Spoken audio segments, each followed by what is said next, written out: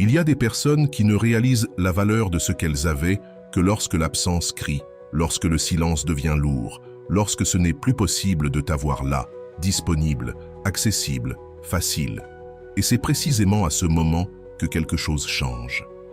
Elles ne supportent pas le vide que tu as laissé, et elles reviennent, accablées, désespérées, sans même comprendre pourquoi. As-tu remarqué que parfois, plus tu donnes de toi-même, plus tu sembles être ignoré? Pourtant, le jour où tu cesses de courir après quelqu'un, quelque chose se passe. Ce n'est pas un hasard, c'est un comportement humain et le stoïcisme l'explique parfaitement. Il te montre pourquoi cela se produit et comment l'utiliser à ton avantage, sans jeu, sans manipulation, juste avec ta présence et ta vérité. Dans cette vidéo, tu vas comprendre pourquoi ton retrait peut avoir un effet bien plus puissant que n'importe quelle parole, message ou demande. Et tu découvriras comment agir dès maintenant pour qu'il te regrette, au point de revenir vers toi comme jamais auparavant. Écris en commentaire « Mon silence a du pouvoir ». Cela va ancrer en toi une force intérieure que l'autre ne percevra que lorsqu'il sera trop tard. Le pouvoir de l'absence. As-tu déjà remarqué à quel point ce qui n'est pas à portée de main paraît toujours plus précieux? C'est une vérité presque universelle. Dans les relations, lorsque tu es toujours présent, toujours disponible, toujours en train de répondre immédiatement, ta présence devient banale, attendue et souvent moins valorisée. Les stoïciens avaient déjà compris cela depuis des siècles, bien avant les psychologues modernes.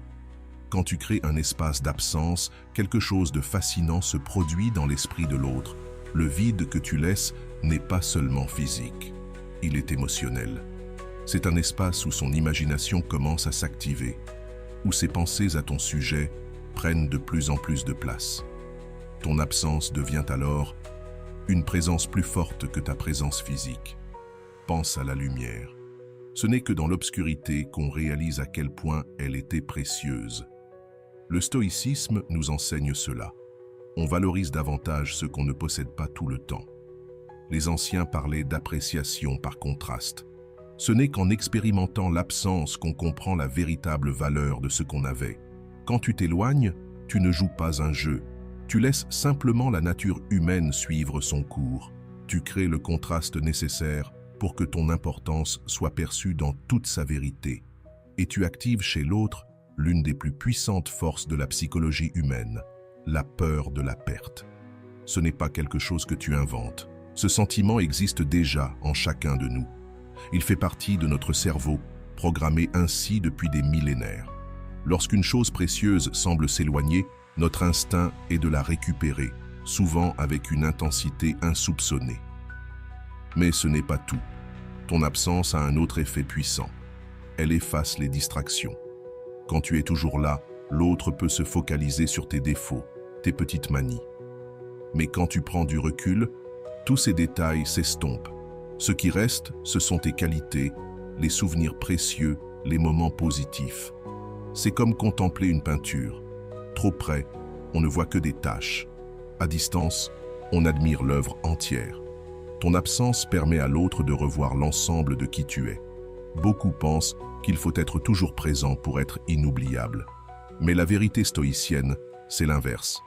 Pour être vraiment apprécié, il faut parfois disparaître un instant. Avant de commencer, si tu es nouveau sur ma chaîne, profite pour t'abonner et activer la cloche pour continuer à recevoir mon contenu et t'aider à vivre une vie beaucoup plus épanouie. C'est pour cela que tant de relations reprennent vie après une séparation, car l'absence te permet aussi de te retrouver toi-même. Quand tu es toujours tourné vers l'autre, tu perds parfois le contact avec ton propre centre. Les stoïciens disaient que la paix vient de l'intérieur, jamais de l'extérieur. En créant cet espace, tu actives son désir et tu récupères ta force. Et ce retrait n'a pas besoin d'être dramatique ou long. Il peut s'agir simplement de ne pas répondre tout de suite, de prendre du temps pour toi, d'établir des limites claires. Ce qui compte, c'est que ce soit vrai et que ça vienne d'un lieu de respect de toi-même, pas de manipulation. Quand l'autre réalise que tu ne gravites plus autour de lui, tout change. Le vide que tu laisses devient une force gravitationnelle. Il sera attiré de nouveau vers toi. Mais cette fois, plus conscient, plus attentionné, plus décidé à ne pas perdre ce qu'il sait maintenant être trop précieux. Distance et valeur. La distance ne crée pas que la nostalgie, elle crée de la valeur. C'est un principe profond du stoïcisme. Ce qui est rare est précieux. Pense à l'or, au diamant. Leur rareté fait leur prix. Il en va de même pour toi. Moins tu es accessible, plus ta valeur perçue augmente. Ce n'est pas un jeu, c'est juste la nature humaine. Et les stoïciens enseignaient travailler avec la nature, pas contre elle. L'humain valorise davantage ce qui n'est pas à portée immédiate. Si tu as été toujours disponible, toujours prêt à t'adapter, tu as installé une dynamique où ta présence est considérée comme un droit, non comme un privilège. Changer cela, ce n'est pas mentir, c'est restaurer un équilibre sain. La distance crée aussi de l'espace pour réfléchir. Pendant que tu vis ta vie, lui a du temps pour penser, vraiment penser. Sans tes messages, sans ta présence rassurante, il a le silence nécessaire pour se demander ce qu'il est en train de perdre. Comme le disait Sénèque, il est difficile d'évaluer ce que l'on a devant les yeux. La distance clarifie le jugement. Elle brise aussi un autre piège, la répétition. Même ce qui est merveilleux devient banal quand on y est exposé tout le temps. C'est ce que les chercheurs appellent l'adaptation hédonique. Notre tendance à nous habituer à ce qui nous fait plaisir. C'est pour cela que le premier message, le premier rendez-vous, le premier baiser sont si magiques, c'est nouveau, c'est rare. En créant de la distance, tu brises ce cycle, tu redeviens unique, précieux, inattendu, et tu réveilles chez lui un sentiment d'urgence qu'il n'avait peut-être jamais connu. Et il y a le contraste. Pendant ton absence, il va côtoyer d'autres personnes. Mais ce n'est qu'en te comparant aux autres qu'il réalisera ce qui te rend unique. Ton rire, ton écoute, ta manière de voir le monde, rien de cela ne peut être remplacé. C'est en essayant de combler ton vide qu'il en ressentira l'immensité. Enfin, les stoïciens comprenaient que la vraie connexion ne vient pas de la dépendance, mais du libre choix. Quand tu es toujours là, il n'a pas à te choisir. Tu es là, par défaut. Mais quand tu prends de la distance, il faut faire un choix conscient. Et ce type de choix est toujours plus puissant, plus significatif, plus durable. Cette distance te donne aussi, à toi, une perspective précieuse. Tu peux évaluer la relation plus clairement, voir les schémas que tu ne remarquais pas, prises dans la routine quotidienne. Et c'est précisément ce que les stoïciens appelaient le détachement lucide. Observer avec recul, libérer des émotions du moment. Il est frappant de constater combien de personnes ne prennent conscience des problèmes dans leurs relations qu'après avoir mis de la distance. Ce n'est pas seulement sa perception de toi qui change, c'est aussi ta propre vision de lui qui évolue. Et cette nouvelle perspective est inestimable pour construire des relations vraiment solides. La distance a un autre effet puissant. Elle ravive le désir. Le désir se nourrit de l'espace, du manque, de l'écart entre avoir et ne pas avoir. Lorsqu'on est constamment présent, il n'y a pas de place pour que le désir grandisse. Mais lorsque tu prends du recul, même temporairement, tu crées l'environnement parfait pour que ce désir renaisse. Au fond, la distance ne sert pas seulement à ce qu'il revienne en courant. Elle permet surtout de rétablir une vérité essentielle, peut-être oubliée. Ta présence dans sa vie est un privilège, pas un dû. Et comme tout véritable cadeau, elle mérite d'être accueillie avec respect, soin et gratitude. Le stoïcisme nous enseigne une vérité puissante. Nous ne pouvons pas contrôler ce qui se passe à l'extérieur, mais nous avons un contrôle absolu sur nos réactions. Dans le domaine des relations, cette idée a une portée profondément transformatrice. L'autodiscipline intérieure ne consiste pas uniquement à maîtriser ses émotions. Elle signifie aussi posséder pleinement sa propre valeur, indépendamment des validations extérieures.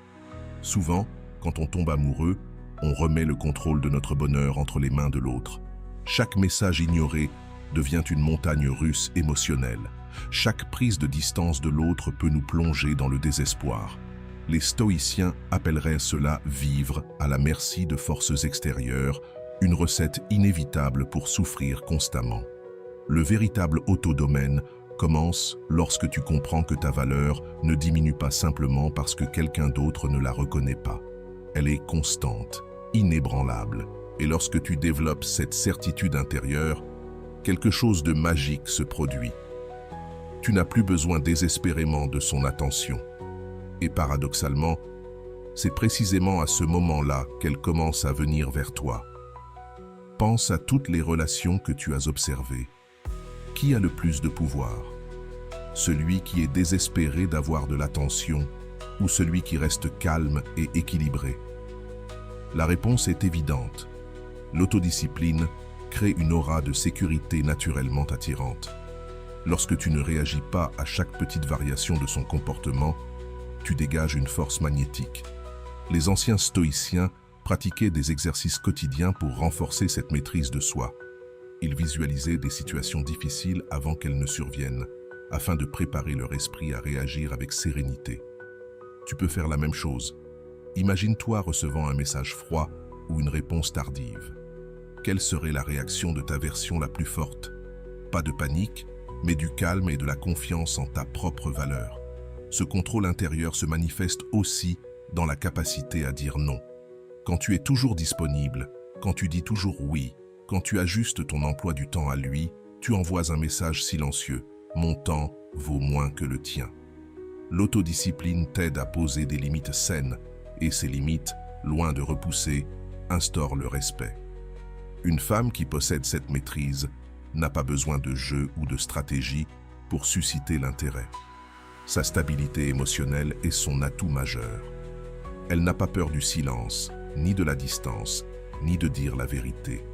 Et cette absence de peur crée une présence profondément marquante. L'autodiscipline te protège aussi des montagnes russes émotionnelles qui épuisent tant d'énergie. Quand tu ne réagis pas à chaque signal de l'autre, tu conserves ton énergie. Tu deviens plus centré, plus présente, plus lucide dans tes décisions. Plutôt que de passer des heures à analyser pourquoi il n'a pas répondu, tu consacres ce temps à construire ta vie. Et cela, encore une fois, ne fait qu'augmenter ta valeur à ses yeux. Les stoïciens disaient aussi que nos attentes façonnent notre expérience. Si tu t'attends à ce qu'il soit toujours disponible, toujours attentif, tu t'exposes à la déception. L'autodiscipline permet d'ajuster ses attentes. Tu ne vois plus son attention comme un droit acquis, mais comme un cadeau à mériter mutuellement. Ce changement de regard est libérateur. Tu ne mendies plus chaque miette d'attention. Tu observes calmement. Cette personne m'apporte-t-elle ce que je mérite? Et cette posture équilibrée, paradoxalement, le pousse à faire plus d'efforts pour prouver sa valeur. L'autodiscipline crée aussi de l'espace pour le mystère. Quand tu ne révèles pas tous tes états d'âme, tous tes ressentis, toutes tes pensées, tu conserves une aura intrigante. Il ne sait jamais exactement à quoi s'attendre. Et cela garde le désir vivant, l'intérêt éveillé. En résumé, la maîtrise de soi n'est pas seulement un principe stoïcien pour atteindre la paix intérieure. C'est aussi une des forces les plus irrésistiblement attirantes que tu puisses développer. Quand tu maîtrises tes émotions, que ton bonheur ne dépend pas de ses actions, que tu conserves ta dignité face à l'indifférence, tu deviens une force gravitationnelle qui finit toujours par le ramener vers toi. Il existe cependant une différence essentielle entre faire semblant de ne pas s'attacher et atteindre une véritable liberté émotionnelle. Les stoïciens ne prônent pas l'indifférence simulée. Ils cherchaient une paix profonde, née de la compréhension claire de ce que l'on peut ou non contrôler. Et cette vraie liberté intérieure a un pouvoir de transformation immense dans les relations. Lorsque tu dépends émotionnellement de quelqu'un pour te sentir complète, tu crées une dynamique déséquilibrée. Ta paix intérieure dépend alors des actes, des mots, des décisions de l'autre. Les stoïciens appelaient cela « remettre les commandes de ta paix intérieure à des forces extérieures ». Pour eux, c'était la voie directe vers la souffrance. La vraie liberté émotionnelle commence par une question simple. Si cette personne ne te recontactait jamais, aurais-tu encore une vie pleine et épanouissante? Si la réponse est non, alors il s'agit d'une dépendance émotionnelle. Une dépendance qui, en plus de t'affaiblir, étouffe la relation. Ironiquement, C'est souvent cette dépendance qui finit par faire fuir l'autre. Les relations les plus solides ne naissent pas de deux êtres incomplets qui se complètent, mais de deux personnes entières qui choisissent de partager leur vie. La liberté émotionnelle te permet de devenir cette personne entière, avec des valeurs, des passions, une vie riche et un centre de gravité qui ne dépend pas du regard extérieur.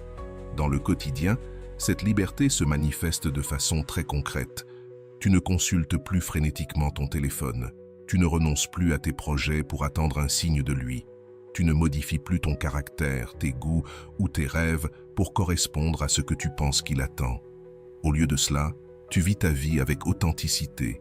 Tu cultives tes amitiés. Tu poursuis tes objectifs. Tu affirmes tes valeurs. Et cette vie pleine est infiniment plus attirante que n'importe quelle tentative de t'adapter à quelqu'un. Beaucoup de nos pires angoisses ne proviennent pas des événements eux-mêmes, mais de notre interprétation de ces événements. Lorsqu'il ne répond pas pendant des heures, tu peux l'interpréter comme un désintérêt, comme un signe qu'il est avec une autre personne, ou comme une preuve que tu n'es pas important. Mais tu peux aussi simplement reconnaître le fait « il n'a pas encore répondu, point ». Cette capacité à séparer les faits des interprétations dramatiques est libératrice. Elle te permet de réagir à ce qui se passe réellement, et non à ce que ton esprit anxieux invente. Cette clarté mentale, ce refus de se laisser submerger par des pensées catastrophiques, crée un calme intérieur et une assurance naturelle profondément attirant. La liberté émotionnelle signifie aussi que tu ne vis plus dans l'attente d'un résultat précis. Tu n'es pas avec lui parce que tu as besoin que la relation fonctionne pour être heureux. Tu es avec lui parce que tu choisis de l'être, parce que cette relation ajoute de la valeur à une vie qui est déjà belle. Et c'est cette absence de désespoir, ce non-besoin oppressant, qui crée un espace où l'affection peut vraiment fleurir. Quand tu atteins cette véritable liberté émotionnelle, quelque chose d'étonnant se produit. Tu cesses de vouloir contrôler son comportement par tes réactions. Tu ne te mets plus en colère pour te faire culpabiliser. Tu ne montres plus d'insécurité pour attirer son attention. Tu ne crées plus de drame pour provoquer des réponses. Tu exprimes simplement ce que tu ressens, ce dont tu as besoin, de manière claire et posée. Et tu lui laisses la liberté de faire ses propres choix. Cette approche honnête et directe est comme une bouffée d'air frais dans un monde rempli de jeux émotionnels. Et c'est précisément cette transparence, combinée à l'absence de manipulation, qui le pousse à se sentir suffisamment en sécurité pour s'ouvrir à toi. La liberté émotionnelle te protège aussi des montagnes russes relationnelles. Lorsque tu n'es pas émotionnellement dépendant, les changements inévitables ne t'anéantissent pas. Un jour sans message ne détruit pas ta semaine. Un rendez-vous annulé ne fait pas vaciller ton estime de soi. Une période de distance ne remet pas en cause toute la relation. Tu restes stable, centré, sûr de toi. Et cette stabilité devient elle-même un refuge pour l'autre. Au fond, c'est cette authentique liberté émotionnelle qui crée l'espace pour qu'il commence à te manquer. Pas parce que tu joues un rôle ou que tu fais semblant de ne pas t'y intéresser, mais parce que tu continues réellement de vivre ta vie. Et cette vie est tellement riche, authentique et épanouie qu'il sent qu'il manque quelque chose de précieux quand il n'en fait plus partie. C'est là qu'entre en jeu la force du silence. Le silence n'est pas seulement l'absence de mots. C'est un langage puissant. Dans les relations, on apprend très tôt à valoriser la communication, les mots, les messages. Mais le stoïcisme nous enseigne que le silence détient une force que les mots ne peuvent égaler. Ce n'est pas un silence né de la colère ou du ressentiment. C'est un silence conscient, un espace que tu choisis de créer. Quand tu choisis le silence, tu actives l'une des forces psychologiques les plus puissantes, l'incertitude. Et l'esprit humain ne supporte pas l'incertitude, il cherche à la remplir. Quand tu cesses d'envoyer des messages, de téléphoner, de parler, tu crées un vide que son esprit voudrait désespérément combler. Il se demandera « Que pense-t-elle? Pourquoi s'est-elle éloignée? A-t-elle trouvé quelqu'un d'autre? A-t-elle abandonné? Ces questions sans réponse immédiate déclenchent une intensité émotionnelle bien plus forte que n'importe quelle conversation. Comme le disait Marc Aurèle, un des grands maîtres stoïciens, la réponse la plus puissante est souvent le silence. Non pas parce qu'il blesse ou punit, mais parce qu'il permet aux vérités profondes d'émerger d'elles-mêmes, sans forcer. Le silence a une autre force, il ne peut pas être déformé. Quand tu parles, tes mots peuvent être mal interprétés, tes intentions remises en question, tes sentiments minimisés. Mais le silence, lui, est total. Il ne donne rien à manipuler. Il existe, entier et indiscutable. Souvent, quand on ne se sent pas valorisé, notre réflexe est de parler plus, d'expliquer davantage, d'essayer encore et encore d'obtenir la réponse qu'on attend. Mais les stoïciens diraient que c'est comme tenter d'éteindre un feu en y jetant de l'huile. Le silence, lui, coupe l'alimentation de ce feu. Ce silence stratégique te redonne aussi un pouvoir essentiel, celui d'être celui qu'on recherche et non celui qui recherche. C'est un basculement subtil, mais profondément transformateur. Tout à coup, ce n'est plus toi qui cours après des réponses, c'est lui qui essaie de comprendre ce qu'il s'est passé. Le silence crée aussi un contraste. Si tu as toujours été disponible, toujours présente, toujours prête à arranger les choses, alors ton silence soudain devient impossible à ignorer. Il crée un choc émotionnel qui l'oblige à reconsidérer la manière dont il te traite. Ce silence te fait aussi un immense cadeau, la clarté. Quand tu n'es plus pris dans la spirale émotionnelle des échanges, tu peux observer avec recul. Tu vois des choses que tu ne voyais pas. Tu ressens avec plus de précision ce que tu veux, ce que tu mérites. Les stoïciens valorisent profondément cette lucidité, et elle ne vient que si tu crées un espace pour réfléchir. Pour beaucoup de femmes, garder le silence est difficile. On nous a conditionnés à entretenir les relations, à être compréhensives, à expliquer ce qu'on ressent. Briser ce conditionnement et choisir le silence demande du courage. Mais les stoïciens savaient que ce sont les décisions les plus difficiles qui mènent aux plus grandes transformations. Ce silence n'est pas un jeu ni une punition, c'est un acte de soin. Tu ne te tais pas pour lui faire du mal, tu choisis ce silence pour te reconnecter à toi-même, pour savoir ce que tu veux vraiment, pour retrouver ta dignité émotionnelle. Et paradoxalement, c'est cette intention pure qui rend le silence si puissant. La vraie épreuve de ce silence, c'est quand il te recontacte. Beaucoup de femmes, après des jours ou des semaines de silence, se sentent tellement soulagées quand elles reçoivent enfin un message, qu'elles replongent aussitôt dans les anciens schémas, trop disponibles, trop anxieuses, trop explicatives. Les stoïciens nous apprennent à répondre avec calme, avec retenue, sans dévoiler toute l'agitation intérieure que tu as peut-être vécue pendant ce silence. Ce silence renforce aussi ton estime de toi. Chaque jour passé sans courir après quelqu'un qui ne t'a pas suffisamment valorisé est un jour où tu te dis « Je mérite mieux que ça. Je mérite quelqu'un qui reconnaît ma valeur sans que j'aie à mendier son attention. » Et cette conviction grandit avec chaque jour de silence maintenu. Au bout du compte, le silence crée un espace vide. Et ce vide ne peut être comblé que de deux façons. Soit il revient, soit conscient de ce qu'il a perdu. Soit il ne revient pas. Et tu réalises que tu es capable de vivre sans lui. Plus fort, plus libre, plus toi. Survivre, voire prospérer, même sans cette personne. Quoi qu'il arrive, tu gagnes.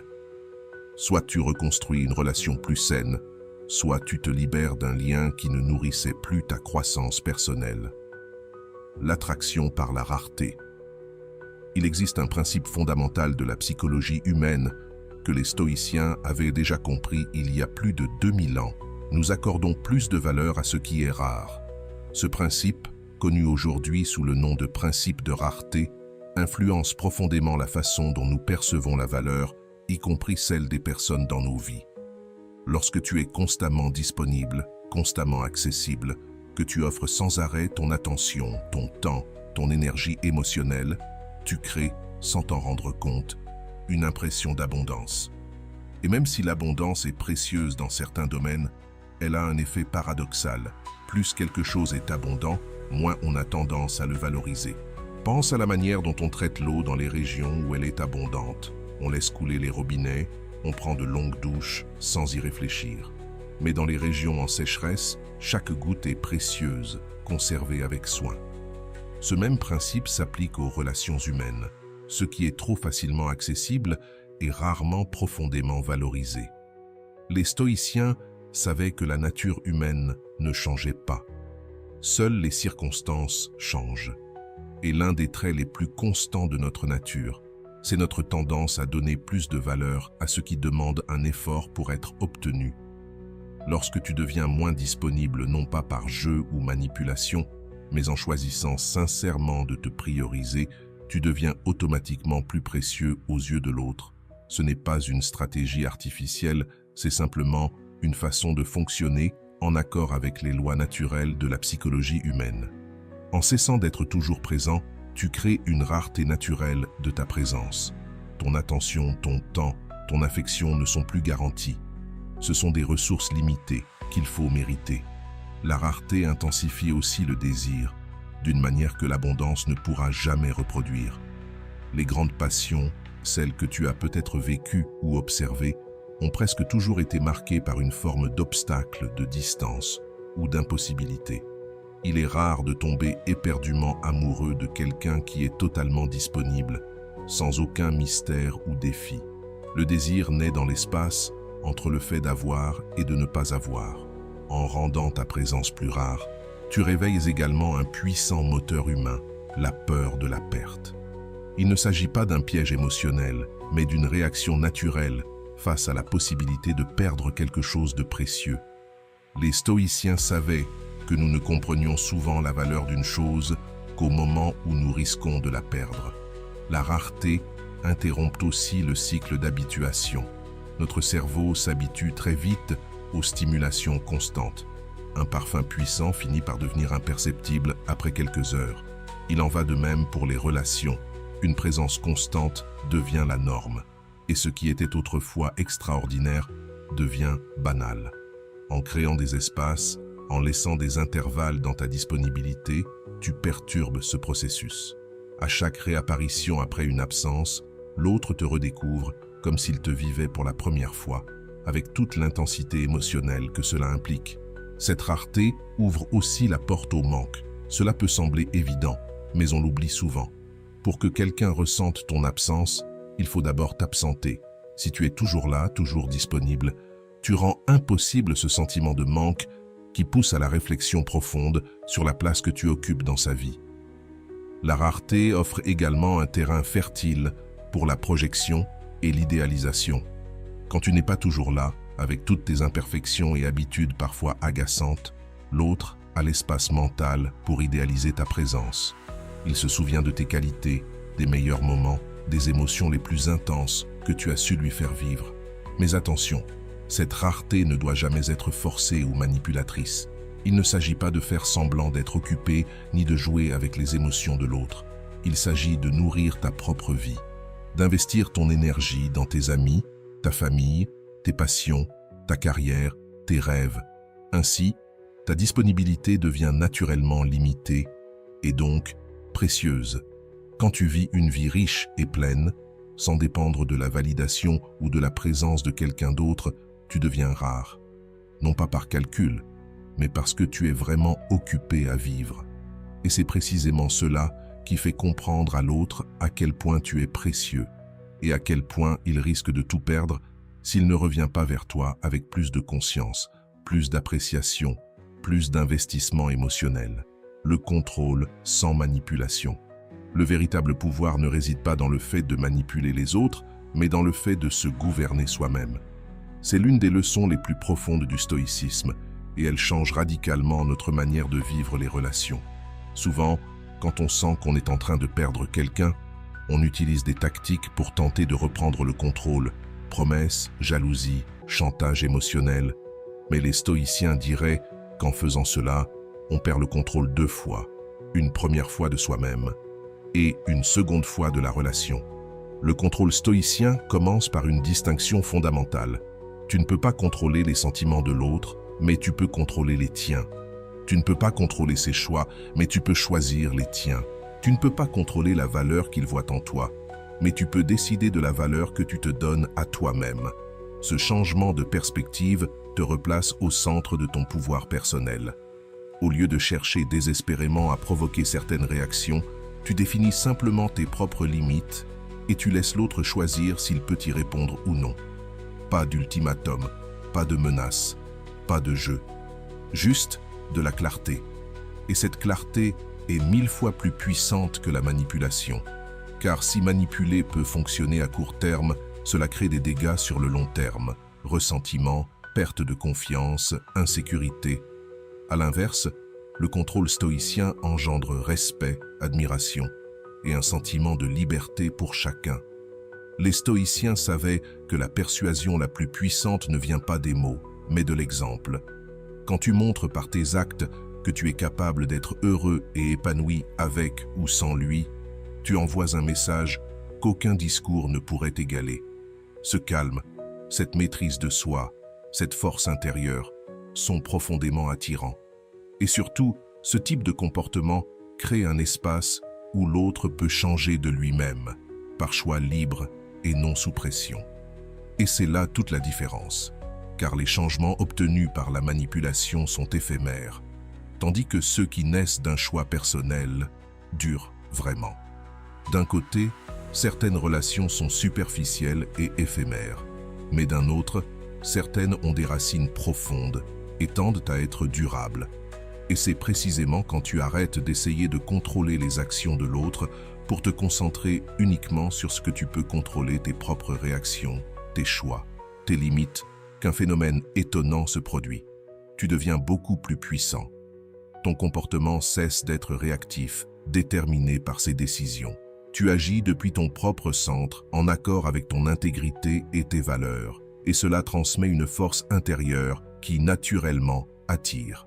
Ce positionnement te protège aussi émotionnellement, car lorsque ton bonheur dépend de faire en sorte qu'il ou elle agisse d'une certaine manière, tu restes vulnérable à la déception. En revanche, lorsque ton attention est tournée vers tes propres actes, sur ce que tu peux contrôler entièrement, tu crées une stabilité émotionnelle que rien ne peut ébranler. Le contrôle sans manipulation, c'est aussi ne jamais avoir à feindre des émotions que tu ne ressens pas, ni à cacher celles que tu ressens vraiment. Cette authenticité est profondément rafraîchissante dans un monde où tant de relations se construisent sur de petites illusions, des demi-vérités et des sentiments refoulés. Lorsque tu es vrai, sans être impulsif ni agressif, tu crées un espace dans lequel la vérité peut éclore. Les stoïciens comprenaient également le pouvoir de transformer les obstacles en opportunités.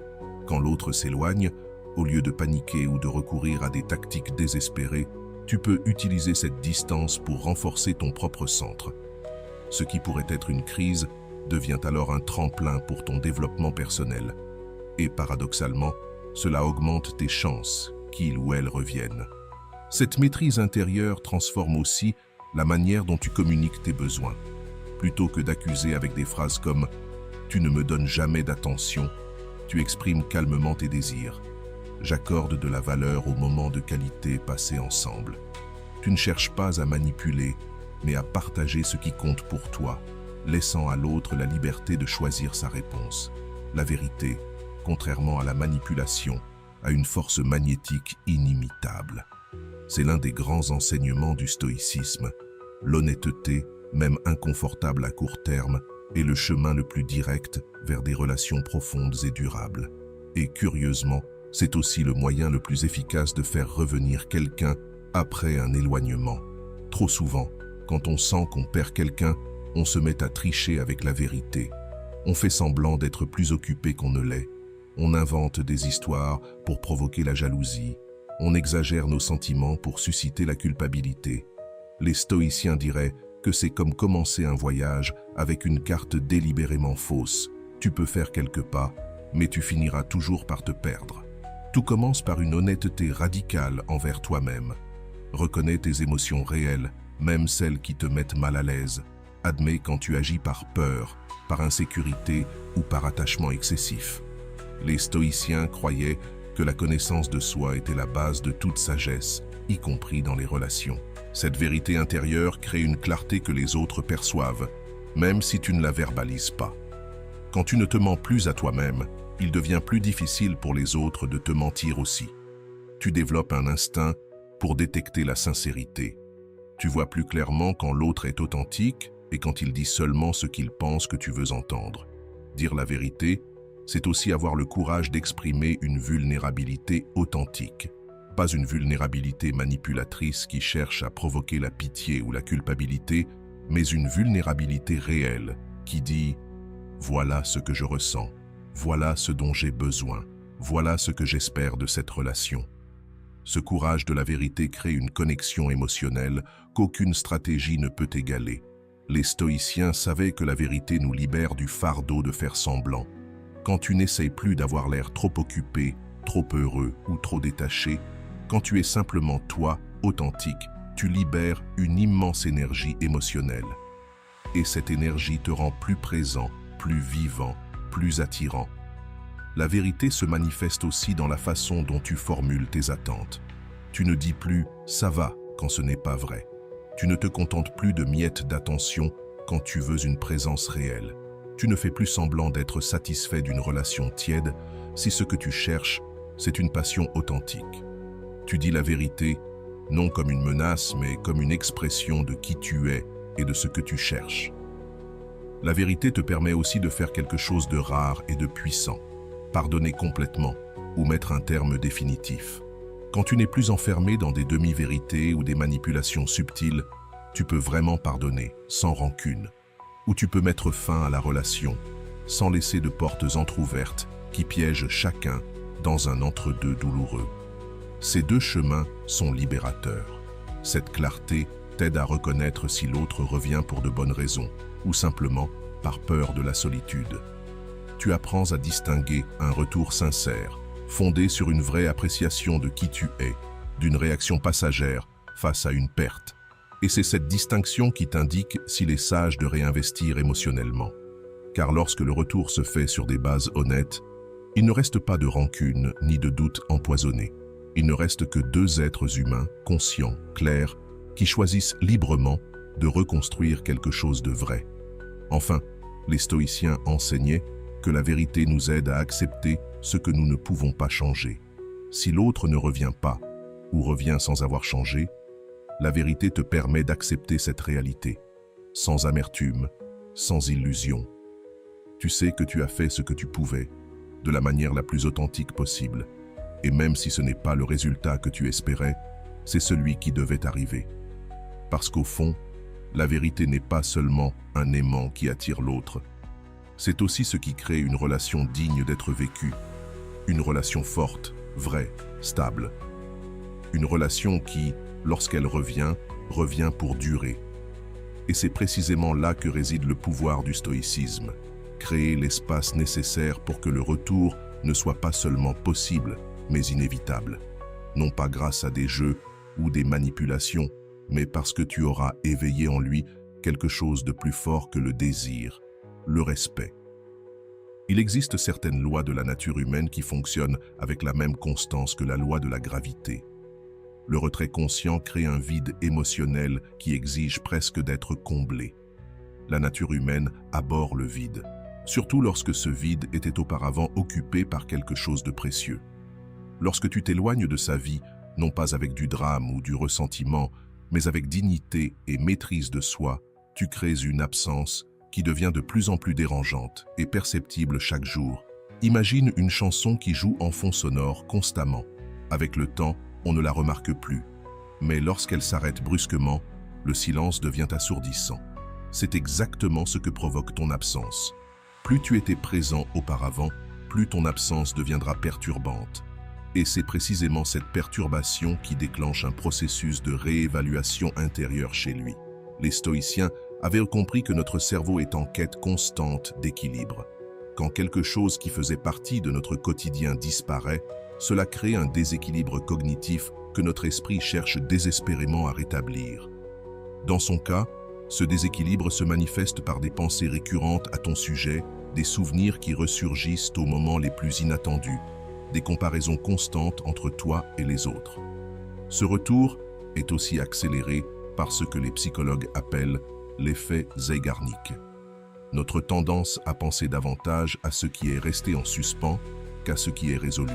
Lorsque tu t'éloignes sans explication dramatique, sans véritable clôture, tu laisses derrière toi une sensation d'inachevé. Cela occupera son esprit bien plus qu'une dernière dispute ou une rupture définitive. Un autre facteur qui rend ce retour presque inévitable, c'est le contraste qu'il va expérimenter. Il va naturellement essayer de combler le vide par d'autres interactions. Mais ces nouvelles personnes, au lieu de te remplacer, mettront en évidence par contraste ce qui rendait ta connexion unique. Chaque personne qu'il rencontrera soulignera, sans qu'il s'en rende compte, ce que toi seul apportais. Le temps joue également en ta faveur. Au fil des jours et des semaines, notre mémoire tend naturellement à filtrer les aspects négatifs et à préserver les souvenirs positifs, surtout quand il s'agit de quelqu'un que l'on a vraiment apprécié. Ainsi, l'image mentale qu'il a de toi devient de plus en plus idéalisée. Les petits conflits ou irritations du quotidien s'effacent. Et lorsqu'il reviendra, car si tu as appliqué ces principes, ce retour devient presque mathématiquement certain, tu remarqueras quelque chose d'important. Il reviendra changé. Ce ne sera pas simplement la continuation du schéma précédent. Ton absence aura déclenché une réévaluation complète. Et cette réévaluation transforme fondamentalement sa perception de la relation, de toi et de son propre comportement passé. Ce retour aura une saveur bien différente de toute réconciliation basée sur des promesses verbales ou de belles excuses. Il ne revient pas parce qu'il a promis de changer. Il revient parce qu'il a changé. Ton absence ne lui a pas seulement manqué, elle l'a forcé à se regarder en face, à remarquer des schémas qu'il ne voyait pas auparavant. Les stoïciens savaient que les plus grandes transformations ne viennent pas d'instruction, mais d'expérience. Aucune conversation, aussi profonde soit-elle, ne provoque le même changement que l'expérience directe de ton absence. Il faut ressentir, pas seulement comprendre intellectuellement, ce que signifie ne plus t'avoir dans sa vie. Et quand il reviendra, tu remarqueras aussi un autre changement fondamental. La dynamique de pouvoir dans la relation se sera inversée.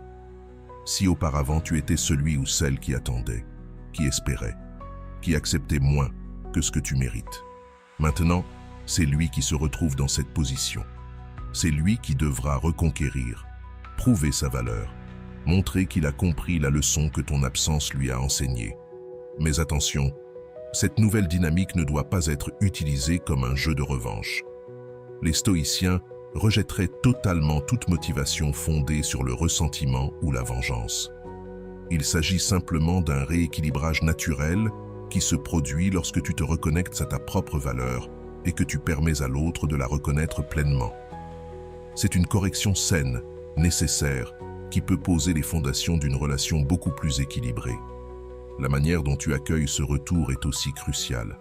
Si tu montres trop d'enthousiasme ou de soulagement, tu risques, sans t'en rendre compte, de retomber dans l'ancienne dynamique.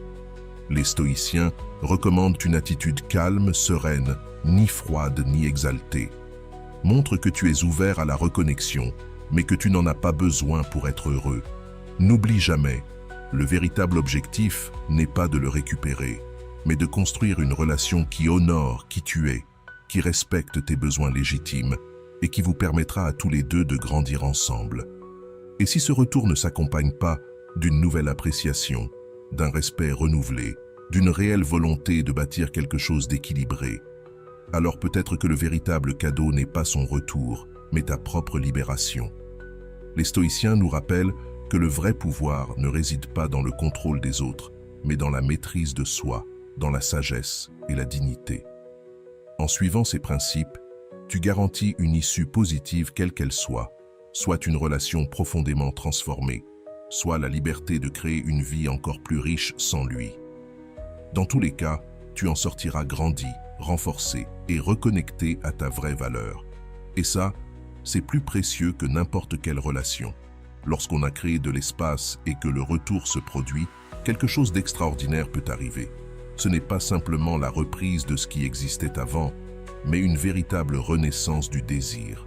Ce n'est plus ce sentiment tiède qui caractérisait peut-être les derniers instants de la relation. C'est quelque chose de complètement nouveau, intense, presque primitif dans sa force. Les stoïciens l'avaient déjà compris. Le désir le plus puissant n'est pas celui qui n'a jamais été comblé, mais celui qui l'a été, puis perdu. Cette redécouverte du désir trouve ses racines dans la psychologie humaine. Lorsqu'une chose est constamment disponible, notre cerveau s'y habitue.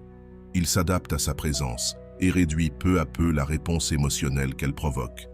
Les scientifiques appellent cela l'adaptation hédonique. C'est cette tendance que nous avons à nous habituer rapidement aux nouvelles sources de plaisir ou de satisfaction.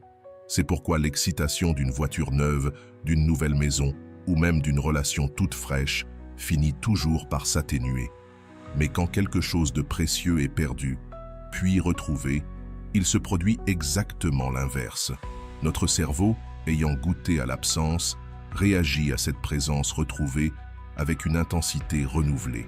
Chaque conversation devient plus profonde. Chaque contact physique est chargé d'électricité. Chaque moment partagé est imprégné d'une conscience aiguë de ce qui aurait pu être perdu à jamais. Les stoïciens comprenaient que cette intensité renouvelée n'a rien d'un hasard. C'est une réponse naturelle à une période de privation. Comme l'écrivait Séka, on ne connaît jamais la valeur de l'eau jusqu'à ce que le puits soit à sec. Son éloignement a asséché le puits de sa présence. Et maintenant, chaque goutte retrouvée est savourée avec une gratitude totalement nouvelle. Mais ce renouveau du désir ne vient pas seul. Il s'accompagne aussi de quelque chose d'encore plus précieux, une conscience nouvelle. Il ne t'aime pas seulement davantage. Il comprend aussi beaucoup mieux pourquoi il t'aime. Ton absence l'a obligé à réfléchir, à affronter des questions inconfortables. Pourquoi est-ce qu'elle me manque autant? Qu'apportait-elle à ma vie que personne d'autre n'apporte? Pourquoi ai-je compris trop tard la valeur de ce que nous avions? Cette réflexion forcée transforme le désir. Il ne s'agit plus d'un simple instinct, mais d'une envie consciente, intentionnelle. Désormais, il te désire non pas par habitude ou convenance, mais parce qu'il a fait un choix délibéré.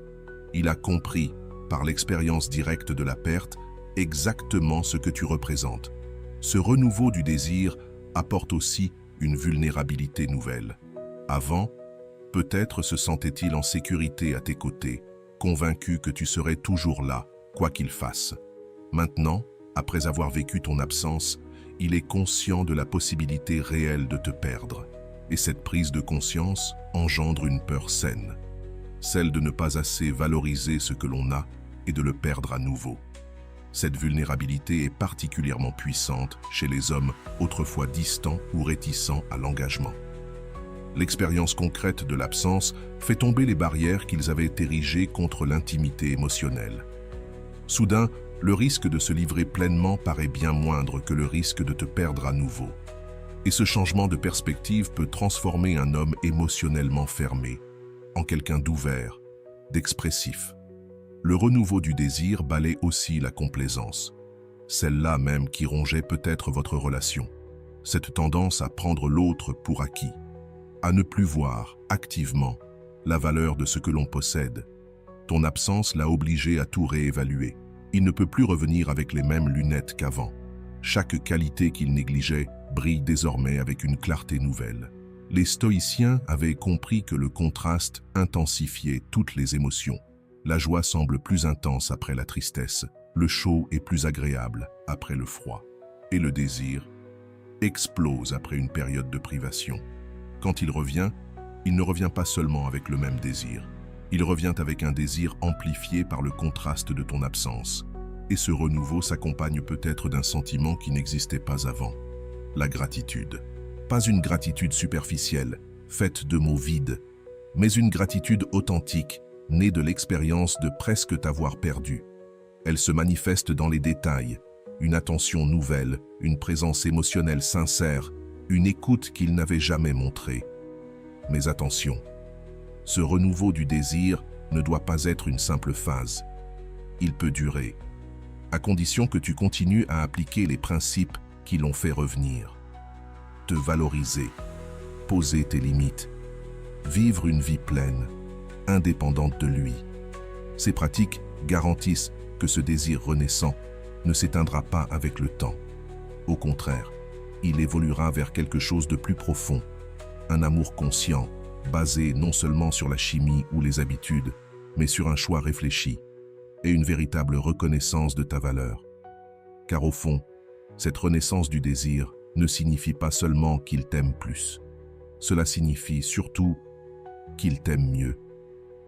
Un amour qui vient avec respect, lucidité et la volonté de construire quelque chose qui honore qui tu es. Un amour qui reconnaît ta valeur et le prouve. Non pas par de grandes promesses, mais par des actes quotidiens, durables et équilibrés. Si cette vidéo a éveillé quelque chose en toi, ne laisse pas cette étincelle s'éteindre. Abonne-toi maintenant à la chaîne, active la cloche et continue de recevoir des contenus qui ne font pas que parler, mais transforment. Chaque abonnement me pousse à continuer à transmettre ces vérités que beaucoup pressentent, mais que peu osent enseigner. Rejoins cette communauté qui apprend à vivre ses relations avec plus de vérité, de puissance et d'équilibre. Ton toi du futur te remerciera pour cette décision. Prends soin de toi et à très bientôt.